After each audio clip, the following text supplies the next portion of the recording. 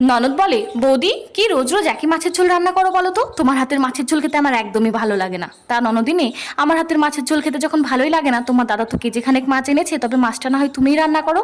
না না বৌদি, মায়ের বাড়ি দুদিন বেড়াতে এসে আমি রান্না বান্না করতে পারবো না। তুমি যখন মায়ের বাড়ি যাও তখন কি রান্না করে খাও? রান্না করে খাই না খাই সেটা বড় কথা না, তবে তোমার মতো কারো রান্নার খুঁত ধরি না। কেউ যদি ভালোবেসে এক গ্লাস জল ঢেলে খাওয়ায়, তার সামনে এমন ফিল করি যাতে মনে হয় তার হাতের এক গ্লাস জল খেয়ে আমি অনেক তৃপ্তি পেয়েছি। রান্না বান্না তো ছেড়েই দিলাম। তা যাও, তুমি গিয়ে স্নান ধ্যান যা করবে করো। দেখছি যদি তোমার রুচির মতো মাছ রান্না করতে পারি তবে না হয় খেতে ডাকবো, না ডাকলে ভাবে রান্না ভালো হয়নি, ডাল দিয়ে না হয় খেয়ে নিও। ননদ যখন এভাবে বললোই, তাহলে আজ সত্যি একঘেয়েমি মাছের ঝোল রান্না না করে একটু আলাদাভাবেই চেষ্টা করি। সম্পূর্ণ নতুন পদ্ধতিতে মাছটিকে বেশ সুন্দর করে রান্না করে ঢেকে রেখে চলে আসি ঘরে। প্রায় দুপুর 2টো বাজতে চলেছে, তখন দেখি ননদ এসে ডাকে, ও বৌদি ভাত দেবে না?